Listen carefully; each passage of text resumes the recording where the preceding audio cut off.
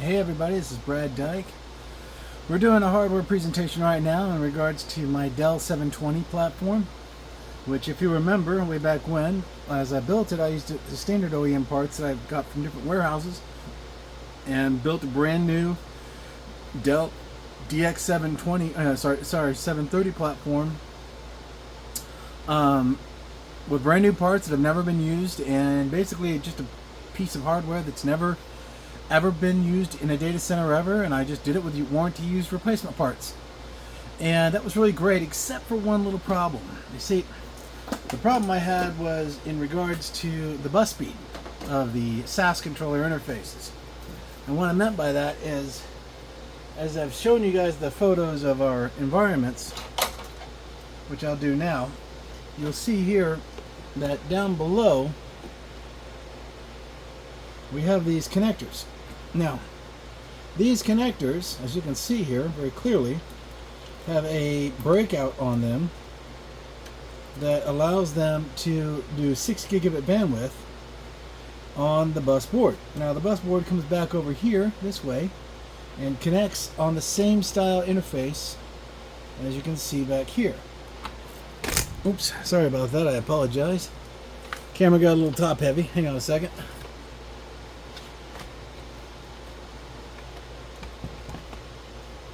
There we go.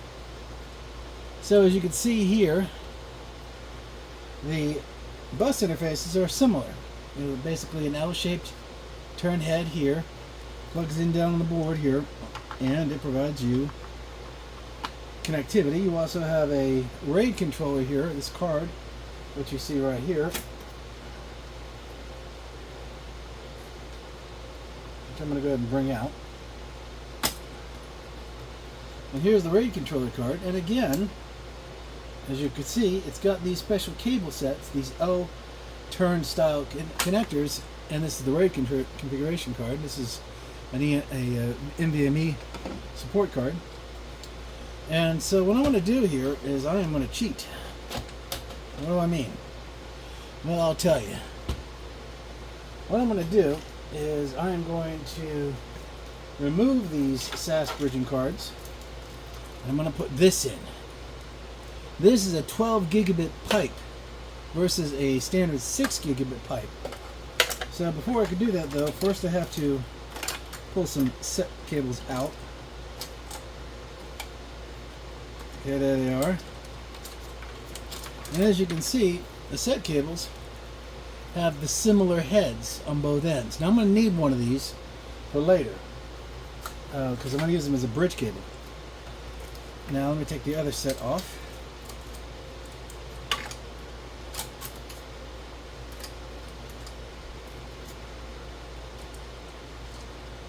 Alright.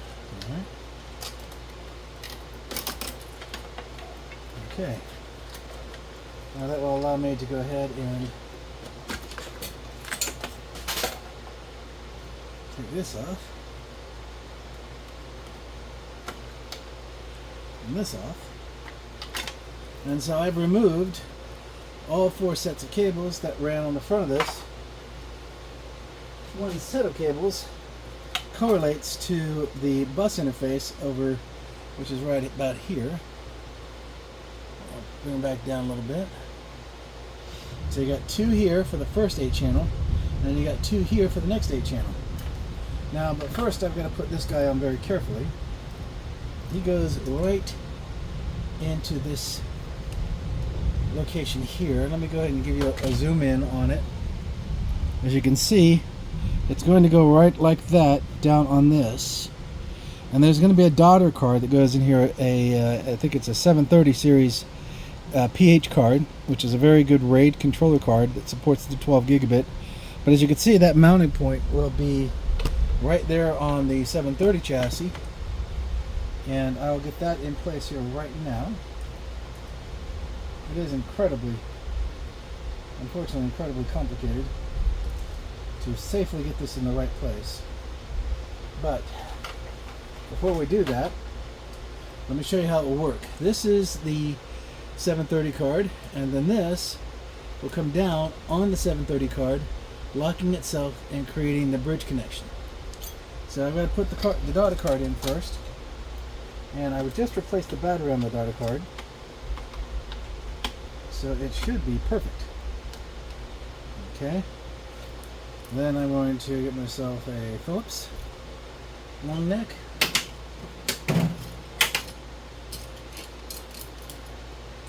This is a long neck screwdriver, very thin, very proficient, and very functional.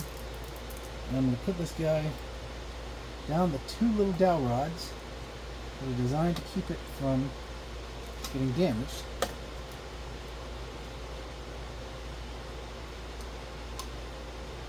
I have to admit to you, it's pretty tricky.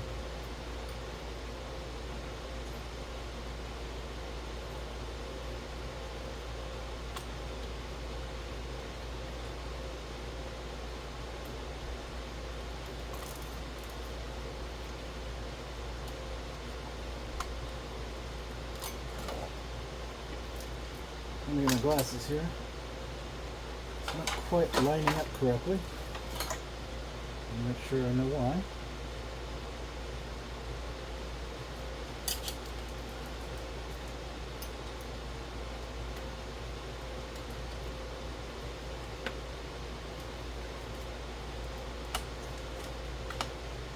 Alright, now it's aligned correctly.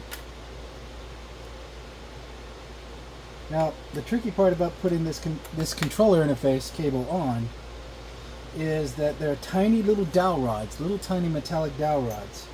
Let me show you. Those dowel rods are right there and right there. I hope I'm showing this well to you. As you can see, those tiny little dowel rods have to be perfectly in alignment to get that controller cable to properly interface the way I need it to. And this will secure my PERC RAID controller. I'll put more information on my RAID controller in the screenshot.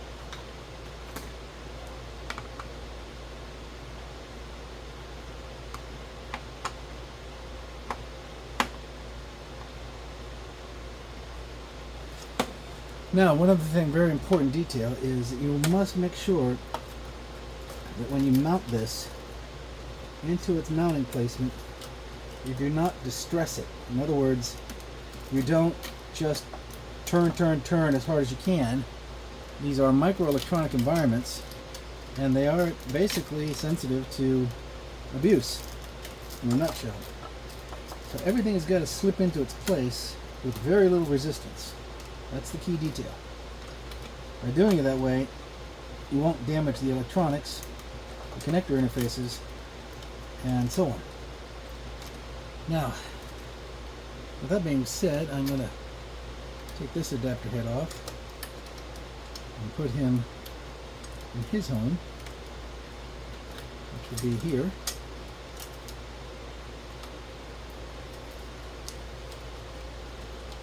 Get him properly matched.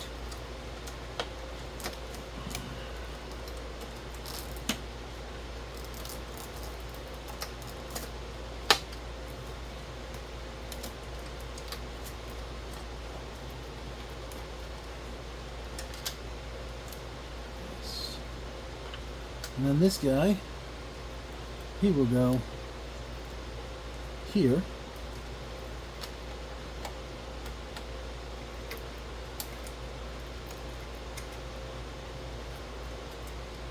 That worries me a little bit. I don't like the way that those cables protrude like that. Now, what I'm going to do for now is I'm going to use one of these other cable sets. It's got what's called a wraparound, which is right there, as you can see. I'm going to separate that wraparound. I'm just going to use one of these cables to act as a bus transition cable. Let's see here. Now, the thing about bus transition cables is usually they're pretty small.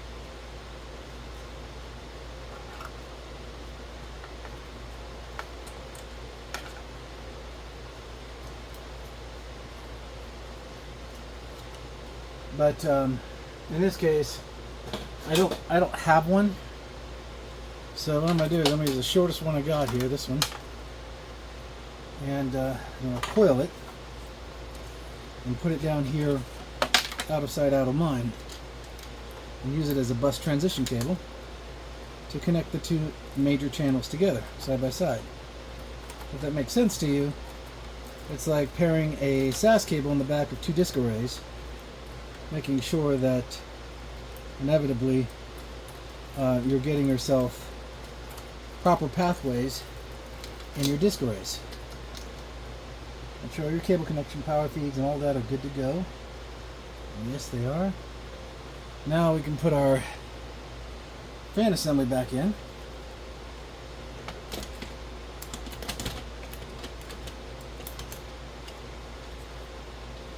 Especially if it helps if I put it in the right direction, right? Lock that in.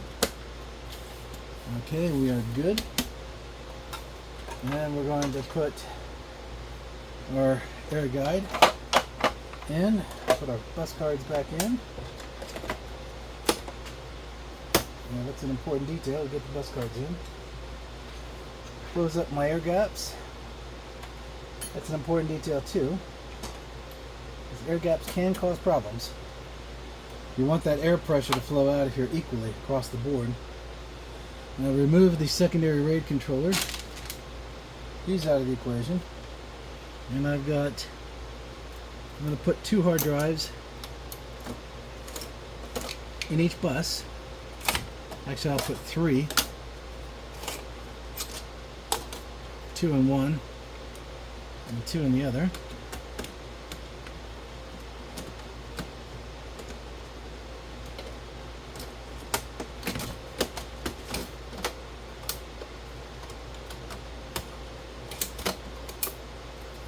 Okay.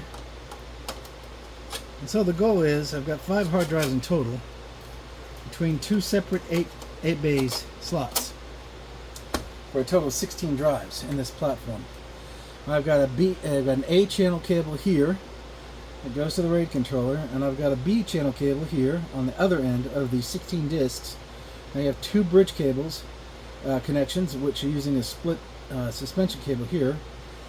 So my 12 gig hits the bridge, transfers through these 2 connections, and goes to the other end to hit the B side, and they flow back to the RAID controller for multi-path failure protection.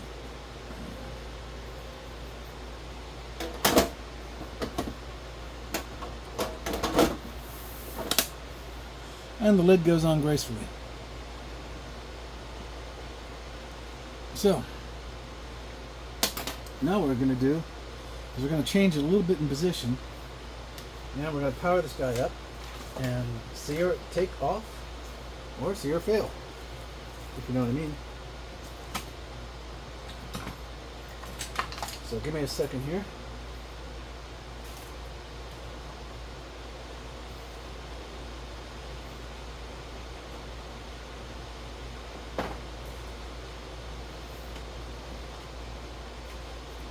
Alright, so let's transition you now.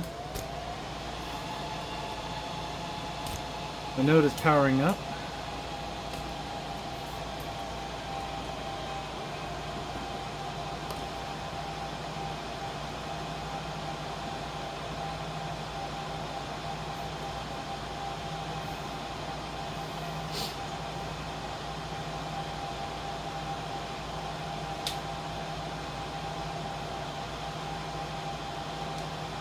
Now this Dell R730 platform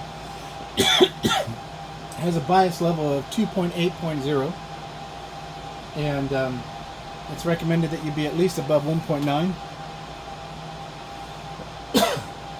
I have older systems that are in that same gate. I'm going to hit F2.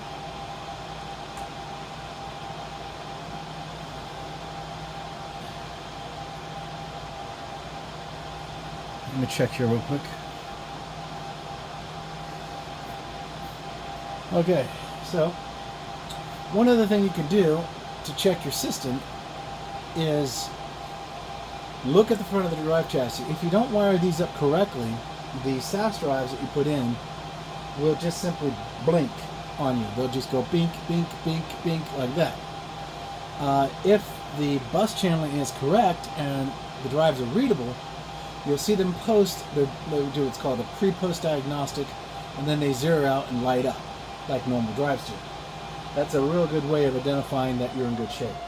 But the better way to find out is to go in and go to the device settings in your environment, and there it is. It says Integrated RAID Controller, Dell PERC H730P series.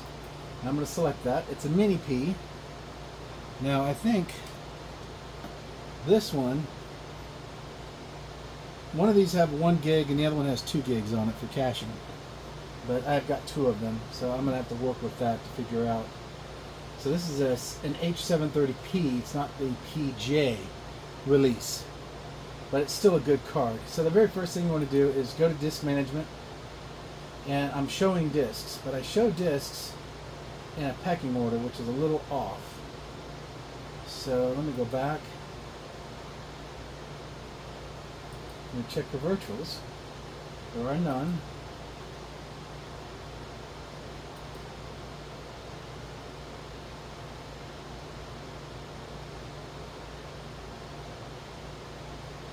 The integration on the card is good. I'm just checking to make sure everything is reporting, and it is set to act as a RAID controller versus it being set to PHP controller mode. Basic prop set attributes are good. I am seeing proper communication pathways. That is good.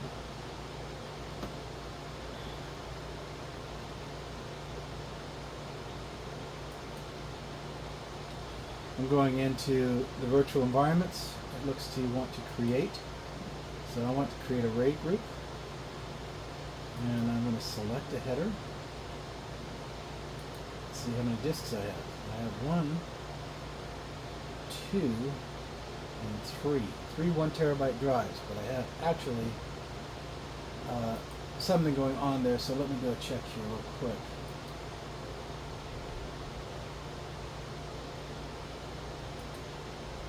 So I'm going to drop the power on this, and I'm going to allow it to boot up.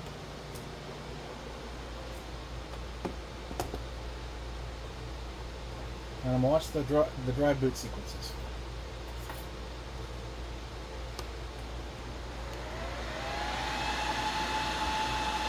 Here they are. And so alright, so the drive boot sequences are telling me something here. So I want to power her off. Right, she's off now. And pop these 2 out. I want to identify them. Okay.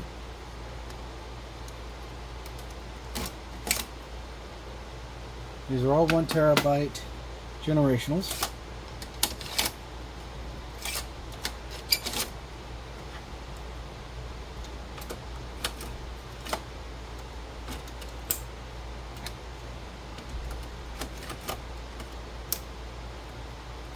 Okay, going to kick off the boot up.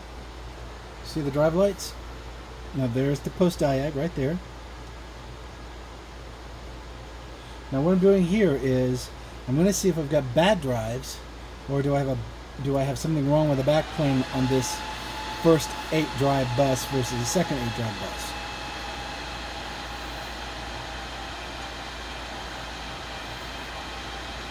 And I'm getting posting loops on these 2 here, but I'm not seeing posting loops here.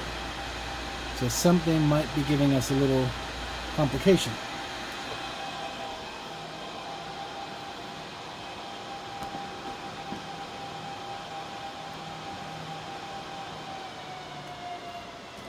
So we're going to go back into the BIOS, and we're going to see if we actually see 3 physical disks.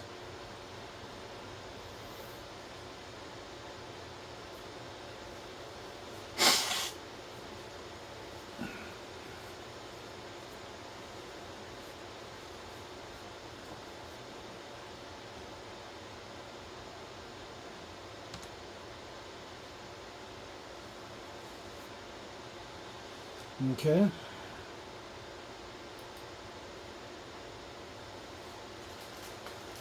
We're going back into the RAID controller again. And we're going to take a look at it. And I'm going to ask it first, what do you see? Now it only sees one disk drive. So that tells me that we definitely have something going on here. I'm going to clear it. I'm going to say go. Confirm. Yes. All right. Go back.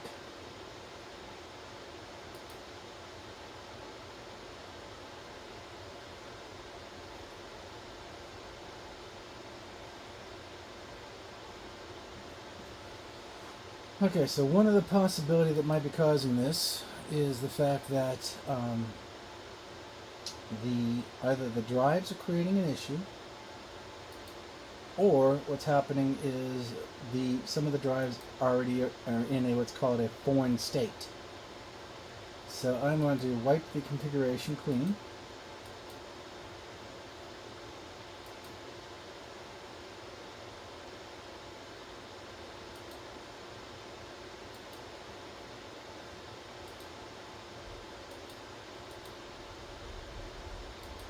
And I have cleared it.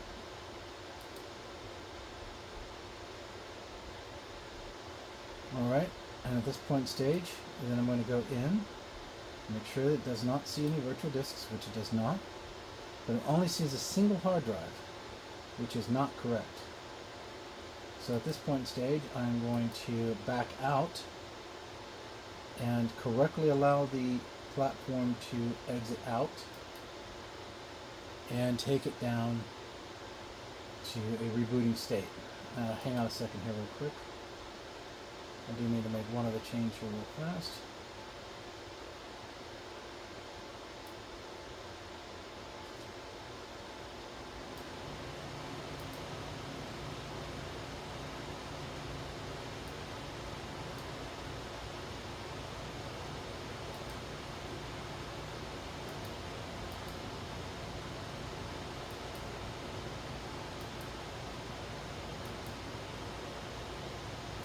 I'm going to set the values and save them.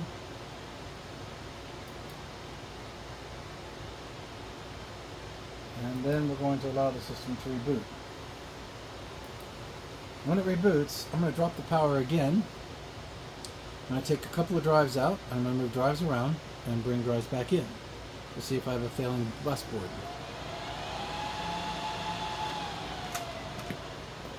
Okay. So,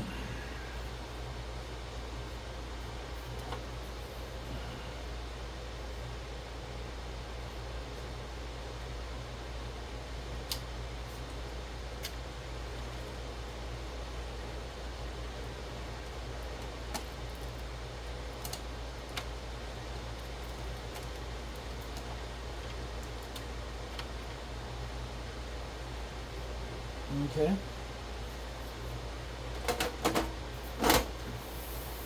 So now we're bypassing the first block of the 8 drives, only working with the second set of 8 drives, and we're going to see if it comes up normal. That tells me that I definitely have a bad bus plane. I have seen them before. We're powering up now.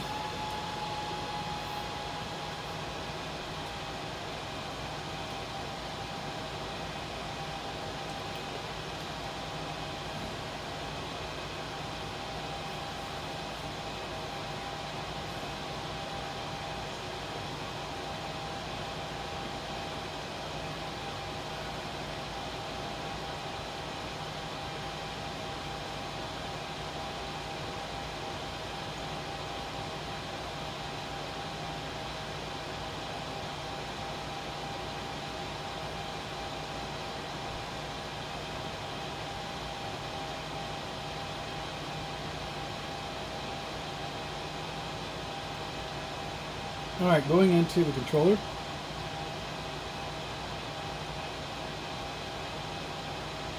So when this is done, I'm going to put Proxmox on this particular 730, because this is a compute processor stack, not an actual how would you call it, a localized storage array or anything like that. There'll be just enough storage to give it what it needs to go forward, and that will be the fact that it will have some basic local storage, but it'll also have the integrated storage of its parent clustered environment that is already over here, and it's an HP Dell R730 Gen 9 platform. So I only technically need 5 drive slots. I don't need to have 16.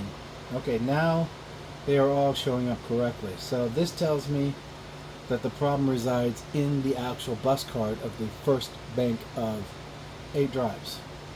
That particular 8 drive bay is faulty, and so it doesn't surprise me. It was acting up before I got the upgrade parts, but now I've got myself the classical, tiered 5-tier set that what you want to have, and so I'm going to set this guy up as one drive pool. And one test I'm going to do before I do this, though, is I'm going to put in some NVMe. Not necessarily an NVMe localized card in the back end, because Dell has some headaches with that, but I do happen to have a Dell NVMe style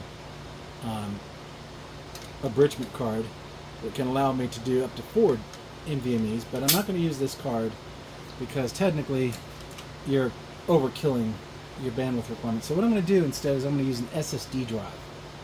So I'll take one of these drive sets out, put an SSD drive set in, and I just want to test it to make sure that I've got functionality in SSD, which I already know I do, but since I put in the new 12 gig pipe, remember SSD will completely maximize your channel, or in this case your controller interface.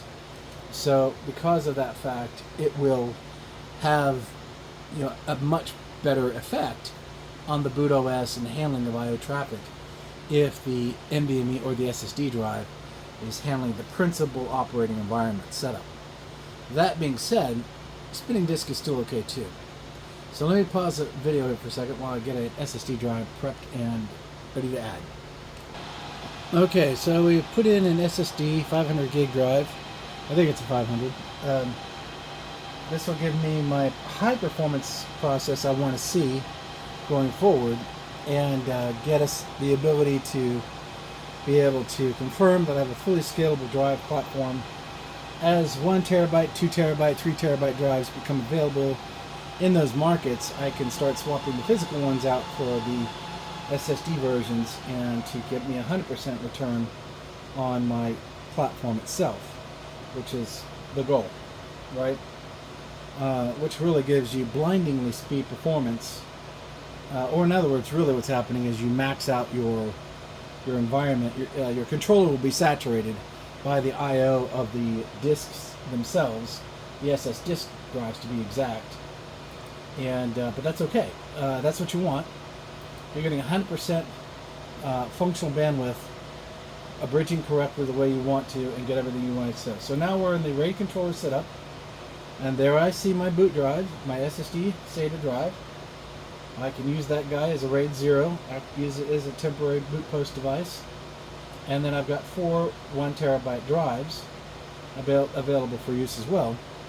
And I can use those to configure out the requirements. Now I'm going to put the 5th drive back in here in a second and get that set back up so that we'll have a hot swap capacity out here. And of course I've got the SSD SATA out there. So I'm going to look at this kind of in this indirect way, how I want this to be utilized.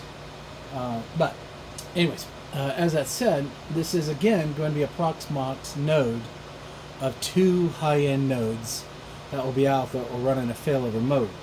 So they have to be very similar in design. So I will eventually remove the SSD drive because the other one does not have that setup. That's for a different video. So I'm going to go ahead and power this down again and get this set back up. Hang on a second here real quick. Okay, so we're back. And so basically what we've done here is we've done some diagnostics. I've exchanged drives, I've adjusted bays, I've adjusted cabling sets, and the goal is to get ourselves in a really good place in regards to transitioning from the 6 gigabit pipe transfer units over to the higher performance 12 gigabit pipe, which will give us basically a life cycle of about 7 years for this chassis. And that would be from the day of its birth. In this case, the birth being what we've been doing here.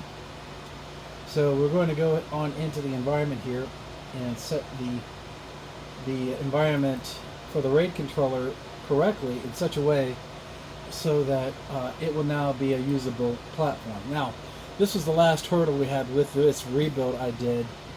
Our goal was to make sure we had a healthy platform, which we do. It's brand new pretty much. Everything in it is new, never used before. And we want to go ahead and start the process of staging this unit and allow us to make sure that we've got our configurations in such a way, and I'm doing this check right now to make sure that our caching, our controller states, and everything are correct. Parity recache, let me check that.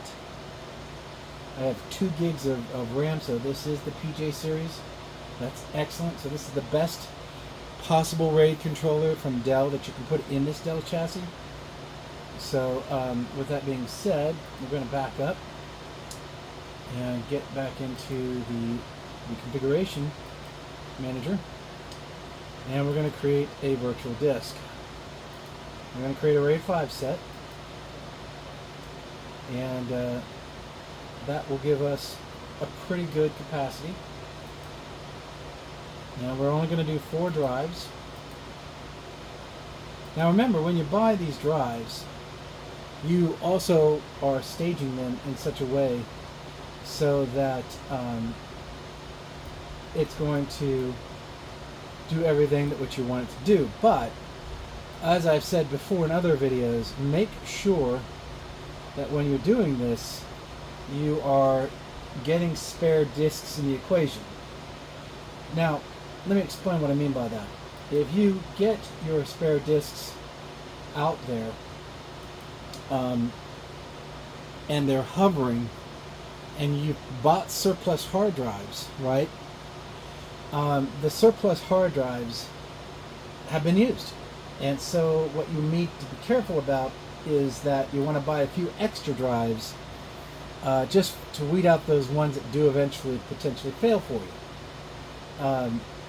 So just for clarification's sake, you know that that's what you want to do. You want to make sure that you can get the best return that you can. Now, when you have a spare disk out there, that's one component. The second thing you want to do is you want to build your RAID group correctly. And remember, RAID is hardware communication DFM management tooling. It's not the operating system. The operating system has nothing to do with that. So if you put TrueNAS on top of this RAID controller, it's just going to sing a single drive. And that's all it cares about, because all the management of the disk hardware is handled at the operating system inside the RAID controller, not the boot OS. So remember that too. Now, when you're building your RAID group out, which I'm doing now, I've got 4 drives, 1 terabyte each selected, and it's going to give me 2.7 terabytes total availability. I'm going to be reading ahead on caching because I have a battery on the RAID controller.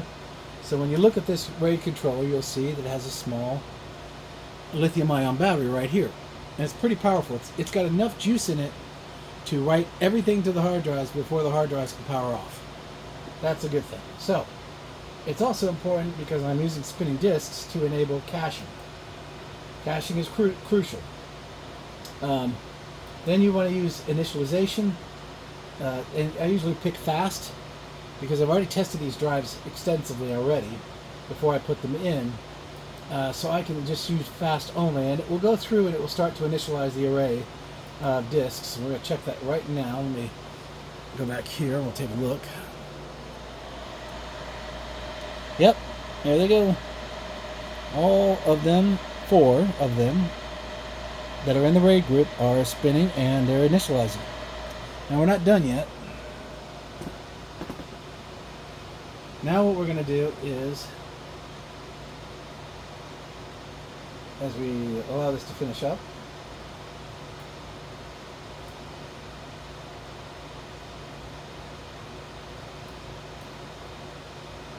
and we're going to go back. Now, cool thing is, it does see that there's only one hard drive left. So with that being the case, I'm going to say, okay, I need to do something about that. I want to use that disk in such a way so that I can have a spare. So what I'm going to do next is I'm going to go back out and I'm going to start preparing this to add a profile spare to a global spare to be exact, and that will cover the RAID group or any other RAID groups that have exactly the same configuration. So with that being said, I go back and confirm that how many drives are active. I do show that 4 are online and active, and I show 1 on ready standby. And at this point stage, I have a choice now to work with the spare drive, and this is where you go into the physical attribute of the one remaining drive, and you'll go to the operations level command here, and you'll drop it down. You've got to scroll down, and you want to assign a global hot spare. I'll let you see this for yourself here real quick. So right here is assign a global hot spare or assign a dedicated hot spare. Well, I'm going to do a global because I might add more, and they're all the same basic drive configuration. So it's available for use. And once I've got that in place, I'm going to initiate go. I'm going to confirm, yes, I want this to be a hot spare. And then once that's finished, I will now have myself an environment that shows active, and I've got my hot spare active, and I've got my configuration in place, which is good. And at this point in stage, I am ready now to take the system back out. Now there's one other tiny little thing I need to do. I have an SD card reader in the actual chassis itself, and it's causing intermittent stops. So I'm going to show you what that looks like real quick when it does a reboot. And it's going to flash up on the screen, and you're going to see the SSD controller interface. Now, the SSD guy is pretty cool actually, because he can do some things you're not aware of. And you can take SSD cards, 2 of them, like 2 512 gig drives, and these SSD cards will basically provide, here's a SSD card right here, as you can see really close. It's very easily recognizable. But the SSD card gives you the ability of either putting a mini key or an attribute key set or a boot controller key set. You can encrypt value assets onto those. You can actually use these to boot with in some cases, depending on what you're doing. But here is the alert that's telling me that, hey, something's off.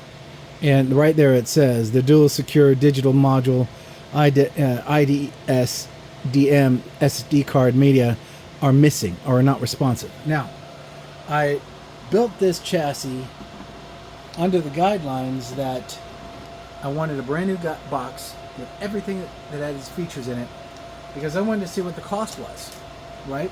So I added the SD card configuration to the system, and I wanted to make sure that I got what I wanted out of that. And then eventually what I would do is I will probably take the card out, which I'm going to do now, because it is generating some issues here, and I want to make sure that we can fix that problem. So I'm going to go ahead and do that now. So let me put you on pause for a second. Okay, you're back. So we're going to go ahead and start the box up. Now there's still going to be some pre-requirements for configuration, but this is the guy I'm talking about. Let me bring him into focus for you. So he is basically running on a PCIe 1 slot, which is hidden on the side. That's a secret, by the way. You can use that slot if you wanted to. And I've noticed there's 2 SD interface cards, and those are used for pairing up RAID configurations, RAID 1 configurations. So if one of these do fail, which unfortunately SD cards are known for doing. They do fail. You would be able to have it in a mirrored configuration, so its boot process would correctly get you to where you need to be. So here we have the SD card, and it goes in like that, as you can see, and you would have two of them, and it's spring locked, so you can extrude them pretty easily. Now what you can also do is you can take multiple SD cards that are emptied. I don't have an extra here, but that are emptied, and put the empties in here, and it'll false negative this sensor, which means you could still have it in the system if you wanted, but it's not that usable because it doesn't do anything. It's just turns the alert processes off. So now I'm at a point stage where I'm ready to boot up and do something. It's giving me a little bit of a complaint on, let's see, one or more of the boot drivers have reported issues. Check the driver health on the boot manager for details. Controller.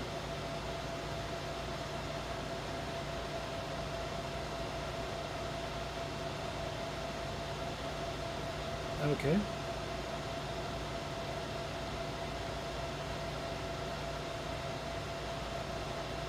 Alright, let's see what's going on.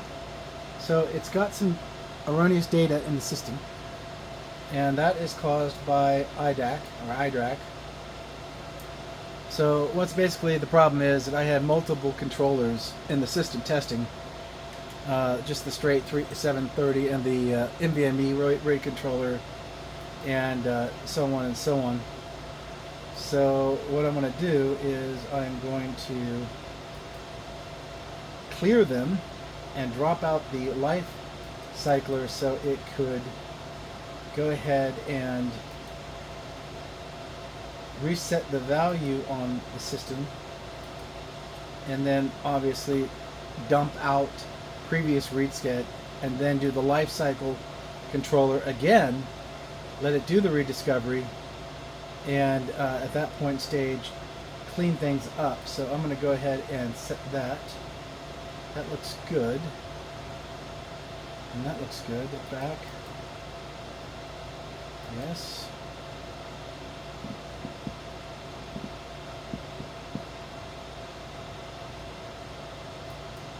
Okay, the iDRAC is now set. Now I neutralize the iDRAC mostly because number one, I'm too small of an environment to require such a need. But the important thing is, in general, is that able to get the system, to kind of purge itself, run the life discover cycling, clean up anything that's out there, realign, and allow everything to basically function and keep going in a good way. So that's what I'm doing now. Okay, very good. I am now showing nothing. I have no bus alert errors. Now I'm ready to put Proxmox in and test that out. And hang on a second.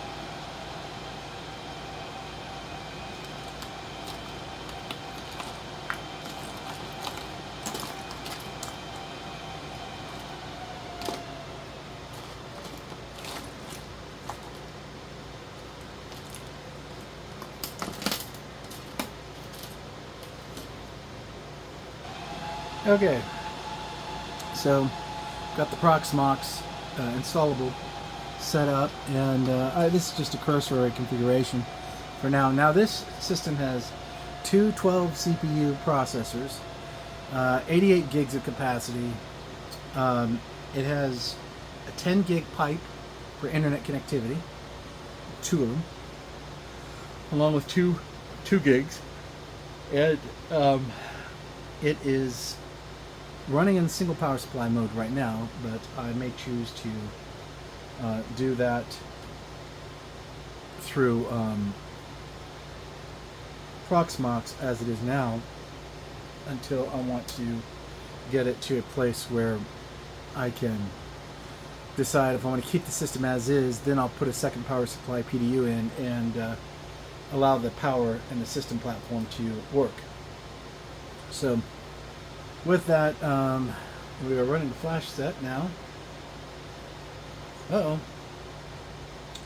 Well, that's not good. I'm going to have to make myself an image for that. So that's going to be another video. Okay, not a problem. I will take care of that problem and fix that. We'll make that how to load Proxmox yet again on a Dell R730. But everything I did here, I went from 6 gigabit pipes to 12 gigabit pipes, found a buggy board in the process that was failing, and I can take care of that. That's not an issue. I can replace just the board itself, not the entire drive chassis, and that will give me an extra 8 drives to work with in the future. I'll have to pair up I'm going to probably buy a shorter bridge cable than this because I just don't need it, a big long cable in there. But that, outside of that, the Proxmox project is coming to a close as we finish this up, and then I can jump back into doing Ansible, terraforming models, and running orchestrators for testing over those two environments to see, oh, this is going to work better that way versus this way, and that will also be in its own right, its own video. So this is Brad signing off. God bless everybody, and have a good weekend.